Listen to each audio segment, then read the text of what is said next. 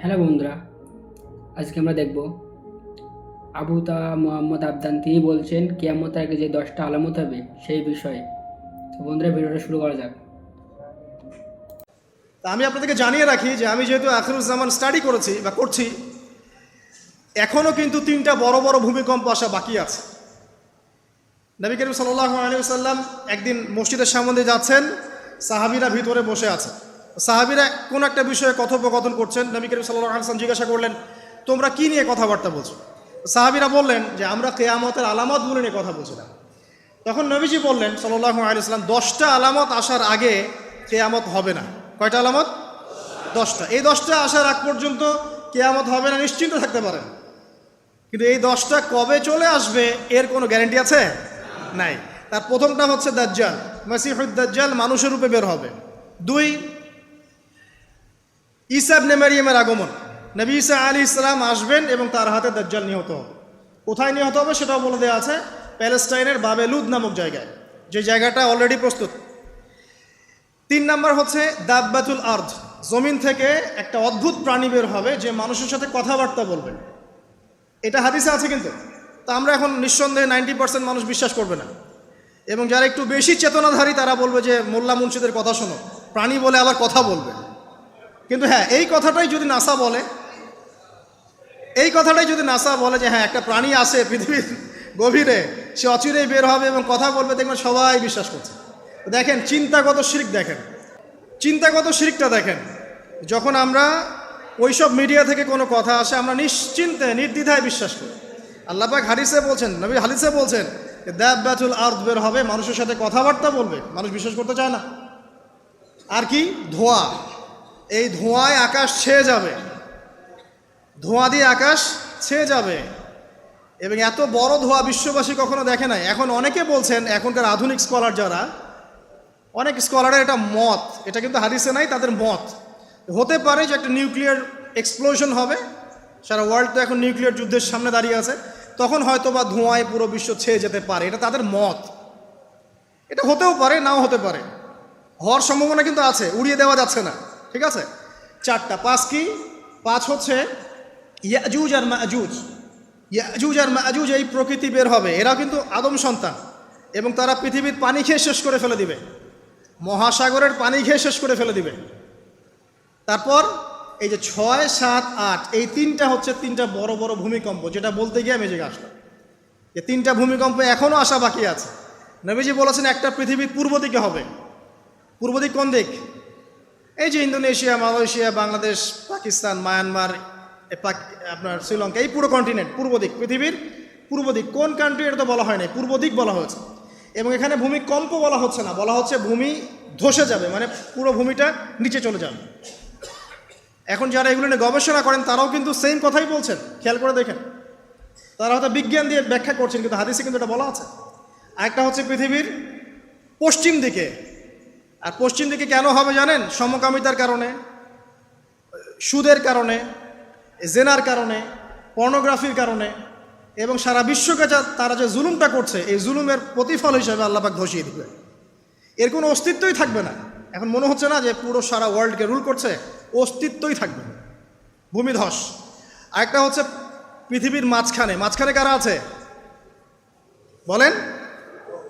মাঝখানে আমাদের আমিরুল মুমিনিনরা আছে এখন, নাকি? হ্যাঁ, যারা ইসরায়েলের সাথে আতাত করছে এরা আছে, আমিরুল মুমিনিনরা আছে।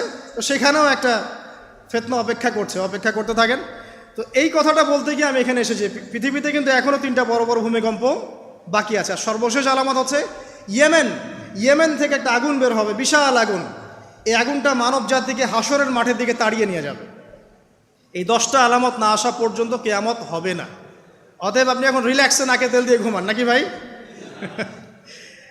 এই 10টা আলামত না আসা পর্যন্ত কিয়ামত হচ্ছে না। তবে এই 10টা আলামত আসার পটভূমি কিন্তু তৈরি হয়ে যাচ্ছে, এটা আমাদের খেয়াল করতে হবে। আচ্ছা আসেন, এই যে শুআয়ব আলাইহিস সালামের কওমকে যে ভূমিকম্প দিয়ে ধ্বংস করা হলো, এই ভূমিকম্প কখন আসে?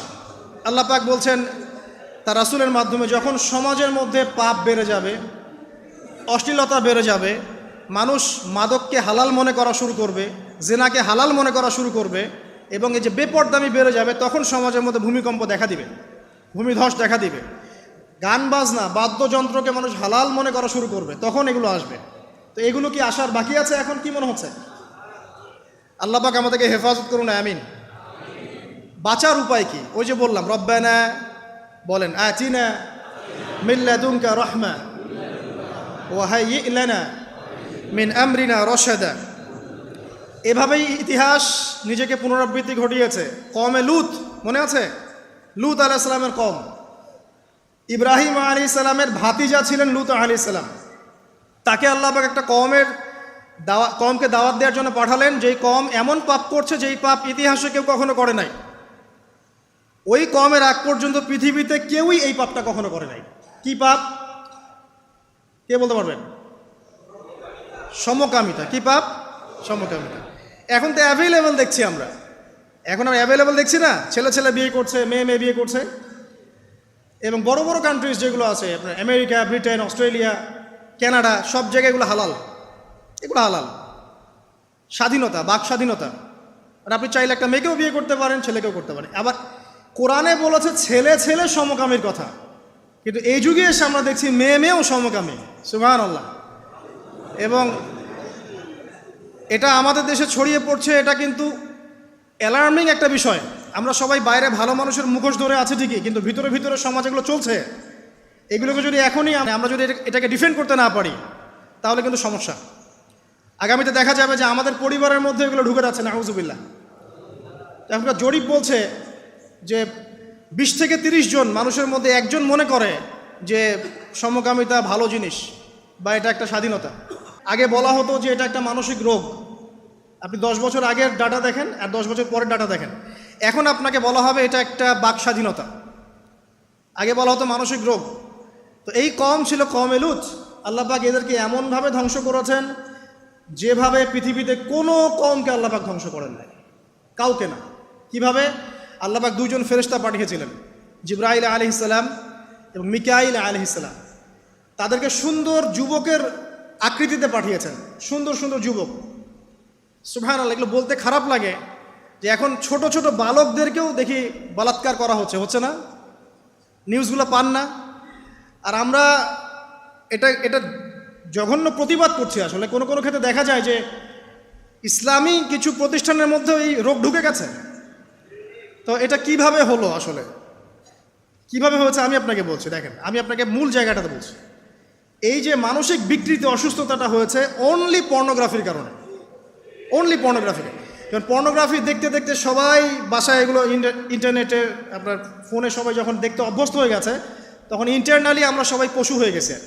এখন সামনে যেই থাকে, একটা ছোট বাচ্চা থাক, ছোট মেয়ে থাকে, যে 5 বছরের মেয়েকে দেখলাম রেপ করে ফেলছে। 5 বছরের মেয়ে, 5 বছরের মেয়ে রেপ হয়েছে কোথায়?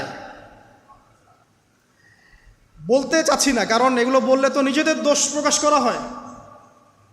কিন্তু মানুষ ধর্ষকের কোনো ধর্ম নাই। সে হিন্দু, মুসলিম, নাকি বৌদ্ধ, খ্রিস্টান, না আলেম জালেম, এগুলো ধর্ম দেখার সময় নাই। আল্লাহ পাক বলেছেন তার রাসূলের মাধ্যমে ধর্ষণ হলেই প্রকাশ্যে মৃত্যুদণ্ড দিয়ে দিবে, যেই হোক, সে যেই হোক না, ওর কোনো ধর্ম নাই। সে একজন আলেম দাড়িওয়ালা মানুষও যদি হয়, তাকেও এই কাজ করতে হবে। তো চোরের কোনো ধর্ম আছে? ডাকাতের কোনো ধর্ম আছে? তো মিডিয়া আবার টেকনিক্যালি দেখবেন ওইটাকে হাইলাইট করবে বেশি, বিকজ এখানে একটা সুযোগ আছে ইসলামকে ডমিনেট করার জন্য। কিন্তু সেম ঘটনা কিন্তু অনেক বড় বড় সেকুলার প্রতিষ্ঠানে ঘটেছে, ওগুলো কিন্তু আমরা হাইলাইট করতে দেখি না। এটা আমরা বুঝি ইন্টেনশনটা কি। তবে এখানে একটা বিষয় ক্লিয়ার করতে হবে যে পাপী যেই করুক তাকেই শাস্তির আওতায় আনতে হবে। আল্লাহ পাক তৌফিক এনায়েত করুন বোঝার। এখন এমন একটা সময় চলছে, বাচ্চারাও এগুলো থেকে নিরাপদ না। 5 বছরের মেয়ে, 7 বছরের মেয়ে, কয়দিন আগে দেখলাম যে 2 বছরের মেয়ে, নাউজুবিল্লাহ, তার সাথেও নাকি এরকম ঘটনা ঘটেছে, এবং উত্তরবঙ্গেরই ঘটনা এগুলা। আর এগুলো শহরের চেয়ে এখন গ্রামে বেশি হচ্ছে। কারণ কি জানেন? গ্রামে তো আগে মানুষ এই উন্মুক্ত পোশাক আশাক দেখতো না খুব বেশি। এখন যখন পর্ন চলে আসছে হাতে, বাসায় সব এগুলো দেখছে, তখন গ্রামে দেখবেন ধর্ষণ বাড়ছে না? এটা নিয়ে আমি আলাদা লেকচার দিয়েছি যে কতগুলো ধর্ষণ হয়েছে এই পর্যন্ত। এই বছরই লাস্ট এই বছরই দেখবেন রিপোর্টেড 1337টা রেপের ঘটনা ঘটেছে এই বাংলাদেশেই। অ্যালার্মিং বিষয়। আর আমেরিকাতে প্রতি 6 জনে একজন রেপ হয়, আর রেপের রাজধানী হচ্ছে সাউথ আফ্রিকা, ওখানে প্রতি 3 জনে একজন রেপ হয়। তো এগুলো কিভাবে হচ্ছে? অনলি বিকজ অফ পর্নোগ্রাফির কারণে। এটা যদি এখনও বন্ধ করতে না পারা যায়, আগামী ভবিষ্যৎ খুব খারাপ হবে। যেখানে সেখানে মানুষ জেনা করবে, যাকে তাকে রেপ করবে, দেখে নিয়েন। বিকজ এটা ভিতর থেকে মানুষকে পশু বানিয়ে দিচ্ছে। আমরা জানি এর পিছনে একটা বড় ইন্ডাস্ট্রি কাজ করে, যারা সারা বিশ্বে প্রায় 98 বিলিয়ন ডলারের ব্যবসা করে পর্ন দিয়ে। শুধু আমেরিকায় ব্যবসা করে 12 বিলিয়ন ডলারের, সারা বিশ্বে 12 বিলিয়ন ডলার বোঝেন? 1 বিলিয়ন ডলার কত কোটি বোঝেন? 100 কোটি ডলার। তো বিশাল একটা ইন্ডাস্ট্রি আছে, এর পিছনে টাকা কাজ করে, টাকা, অনলি টাকা। আর এখানে যা দেখানো হয় সবই ফেক, এগুলো কোনোটাই সত্য না, এটা শুধু একটা অভিনয় আর কিচ্ছু না। তো এটা দিয়ে পুরো স্পেশালি মুসলিম যুবকদের ভিতরে এমন একটা মানে পশুত্ব ঢুকে দেওয়া হয়েছে যে জেনা, ধর্ষণ, বেহায়াপনা এগুলো বাড়তেই আছে দিন দিন। এটা না কমানো গেলে এবং মানে আইনের সুশাসন নিশ্চিত করা না গেলে ধর্ষণ কমবে না, জেনা কমবে না, ইফটিজিংও কমবে না, মেয়েদের অধিকারও আর আদায় করা সম্ভব হবে না। এটা আমার মত।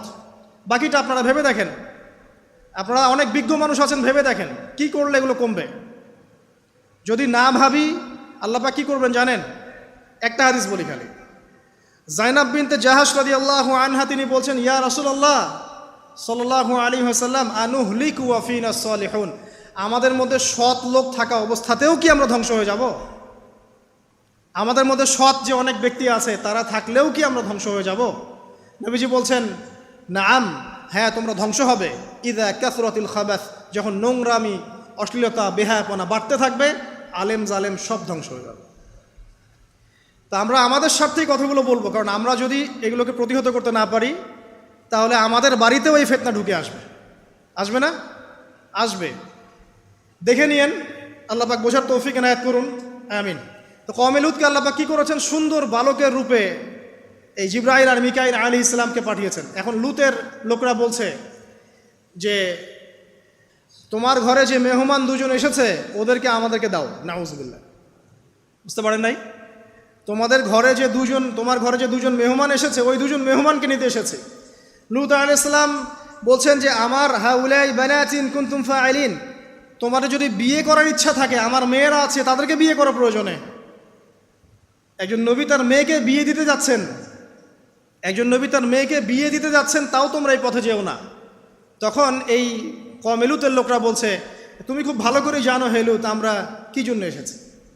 তখন তিনি বলছেন, আলাইসা মিনকুম রাজুলুন রশিদ, তোমাদের মধ্যে কি একজনও ভালো মানুষ নাই? এরপরে আল্লাহর আযাব আসলো। লূত আলাইহিস সালাম এবং তার স্ত্রী চলে যাচ্ছেন। তার স্ত্রী কিন্তু আবার ঈমানদার ছিলেন না, সে পিছনে ফিরে বারবার দেখছে। নূহ আলাইহিস সালামের স্ত্রী যেমন ঈমানদার ছিলেন না, লূত আলাইহিস সালামের স্ত্রীও তেমনি ঈমানদার ছিলেন না। নবীর স্ত্রী হওয়া সত্ত্বেও তারা কিন্তু জাহান্নামে যাবে, নাউজুবিল্লাহ। কওমে লূতকে এভাবে ফেরেশতার পাখা দিয়ে ওই পুরো জায়গাটাকে উঠিয়ে নিয়ে মাটিতে আবার ধসিয়ে দেওয়া হয়েছে। এই জায়গাটা এখন নিদর্শন হয়ে আছে। জর্ডানের পাশে দেখবেন ওই যে ডেড সি, একটা মৃত সাগর আছে না, ওইটা ছিল সেই জায়গা। এখানে সাদুম গোত্র থাকতো, সাদুম, এই কওমের নাম ছিল সাদুম। এরা সমকামী ছিল। সবই দেখলে বা বুঝলে তোমাদের মতে কি মনে হয় সেটা অবশ্যই কমেন্ট করে বলবে। এইরকম ইসলামিক ভিডিও রেগুলার পেতে হলে আমাদের চ্যানেলটা সাবস্ক্রাইব করুন আর আমাদের পাশে থাকুন। দেখা হচ্ছে পরের ভিডিওতে। Bye bye.